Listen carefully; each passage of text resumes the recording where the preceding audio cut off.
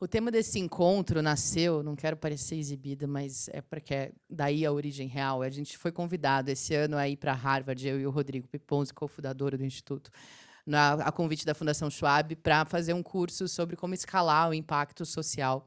E boa parte desse curso se concentrou em a gente entender a origem do poder e o que é poder e como que a gente pode acessá-lo e pode usar, ganhar mais poder para a gente poder fazer as mudanças que a gente quer fazer.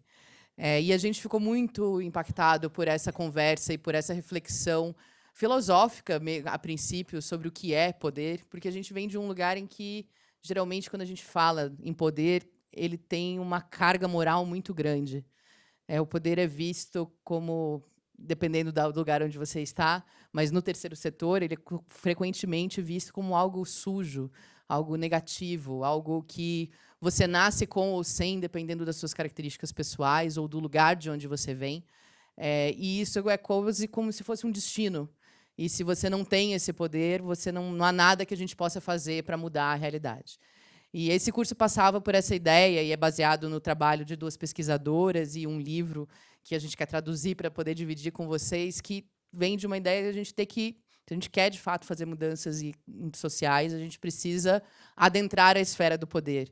É por isso que a gente está aqui dentro do BTG também. A gente não, enquanto a gente estiver conversando dentro das nossas bolhas, à distância, nesse pensamento de nós contra eles, a gente não vai conseguir ascender e chegar aonde as decisões que mudam o mundo e mudam a nossa vida estão sendo tomadas. E, para isso, a gente precisa entender, então, o que é o poder e conseguir mais ferramentas na nossa caixa para a gente poder acessá-lo, independentemente de onde a gente veio, de que lugar a gente está. Queria começar compartilhando um pouquinho desse conceito, que é dessas duas pesquisadoras, a Tiziana e a Julie. A Julie foi a nossa professora.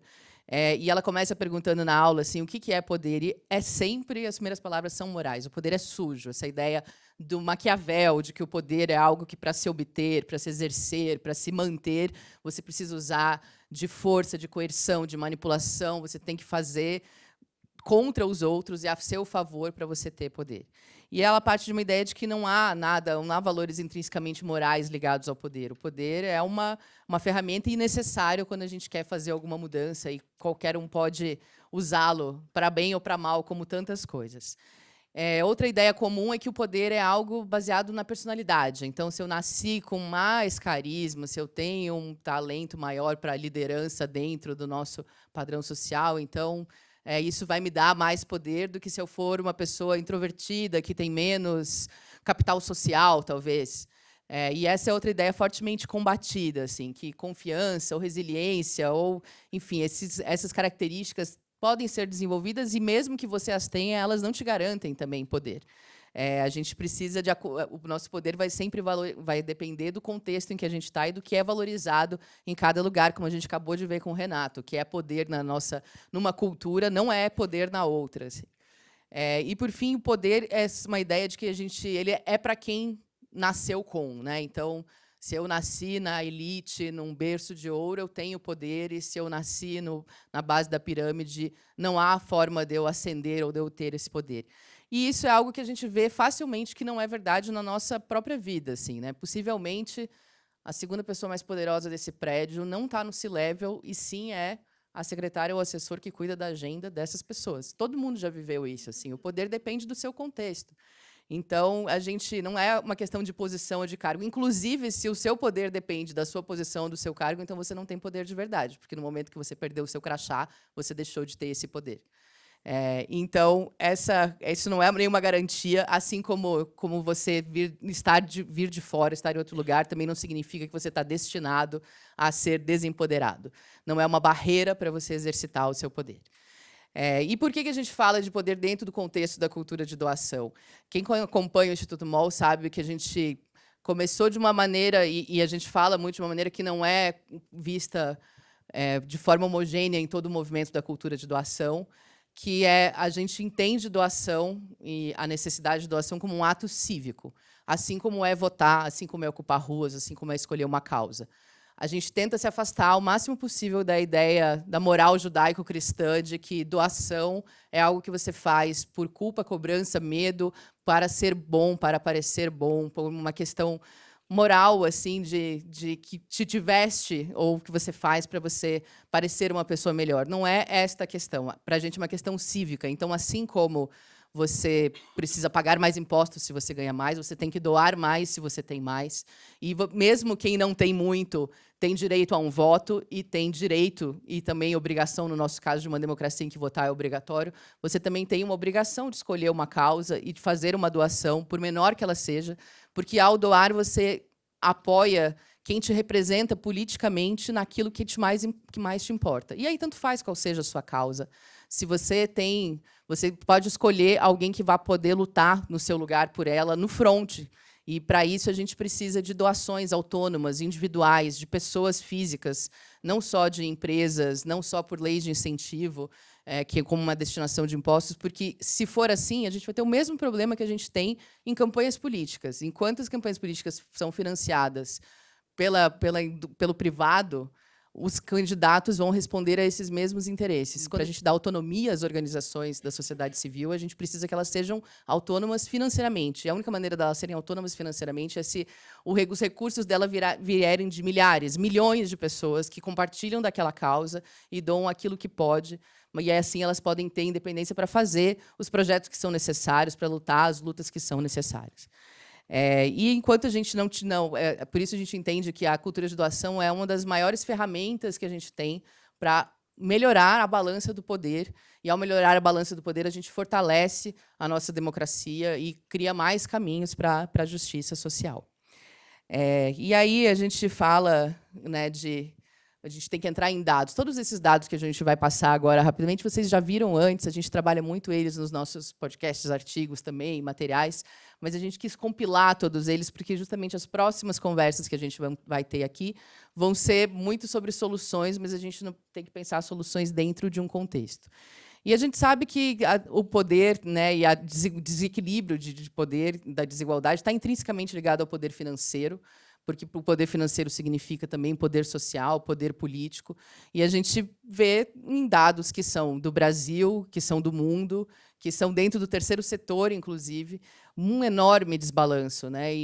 Começa por esse dado que todo mundo conhece, né, desse 1% mais rico, que nos últimos anos ficou com 2/3 da riqueza e que na última década ficou com metade da riqueza contra o restante do planeta, né? A gente está vendo a riqueza extrema crescer a passos largos juntos com a pobreza extrema. A gente tem vários dados que mostram, e parece que está tão longe isso quando a gente fala da riqueza extrema, né? Porque, afinal, eu pago aluguel, eu tenho boletos, não posso parar de trabalhar amanhã, então parece que não sou rica. Mas, dentro de um contexto de tanta desigualdade, né, se você tem comida, casa, você já está acima de 75% da população mundial. Se você, né, sabe que tem dinheiro para pagar a conta, mas você está entre os 8% mais ricos do planeta.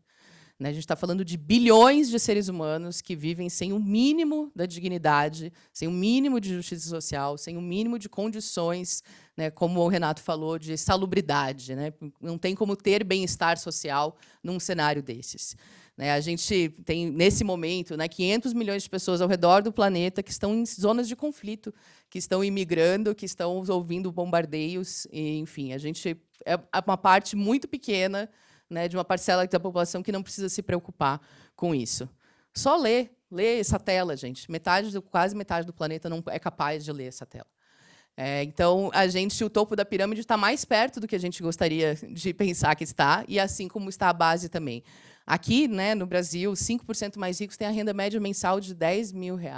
É uma renda bastante pequena, o que significa que boa parte desta plateia está entre as maiores fortunas desse país. E mesmo entre esses 5%, a gente tem outro abismo enorme, porque entre esses 5% mais ricos, a gente vai ter 0,0001% que vai ser dono de uma fortuna equivalente a milhões de brasileiros. Para você estar só entre esse 1%, você não chega nem a precisar de R$30 mil, enquanto 90% dos brasileiros mal vive com 2 salários mínimos por mês. A gente gosta muito dessa ferramenta, o QR Code na tela serve para isso. É uma ferramenta criada pela plataforma Nexo, em que você coloca o seu salário e aí você vê em contrapartida com o seu estado, e você também pode ali saber o quanto que o seu salário te coloca na renda média, em comparação também a um juiz, a um médico, a um deputado, a um professor da sua região. E se é isso, se você ganha R$5.000 em São Paulo, você já está acima de 95% dos brasileiros e 92% dos paulistas, sendo que este é o estado mais rico do país. Outra ferramenta para ver isso no ponto de vista global é o do Giving What You Can, que é uma plataforma criada por 2 filósofos de Oxford que tem dentro da ideia da filantropia efetiva. Esse QR Code também funciona. Ali você consegue ver isso dentro de uma escala global. Qual é o tamanho da sua fortuna? E se você tem na sua família, a sua renda familiar doméstica está em torno de R$10.000, você já está mais rico do que quase metade da população global. E a proposta aqui é justamente que você pense, então, se você doasse 10% disso, né, essa conta clássica que vem do dízimo, ainda assim você continua entre os mais ricos do planeta e pode fazer uma imensa diferença. Como a gente está nessa pirâmide, né? A gente tem 10% dos mais ricos, nos quais aí estamos incluídos, se ganhamos mais de R$5.000, a gente está com 59% da renda nacional, a metade mais pobre tem menos de 1%, a metade mais pobre são 125 milhões de pessoas. E a gente é o segundo país mais desigual do mundo, entre os membros do G20, e entre todo o planeta também a gente é o segundo mais desigual, a gente só perde para os Emirados Árabes Unidos, que são uma monarquia baseada no petróleo, não uma democracia. Não é uma questão de renda, porque a gente tem recursos imensos no Brasil, mas a gente tem problemas quase tão grandes ou maiores que os nossos próprios recursos e que vão crescendo ano a ano. A gente não vê esses números decrescendo, a gente só vê eles aumentando.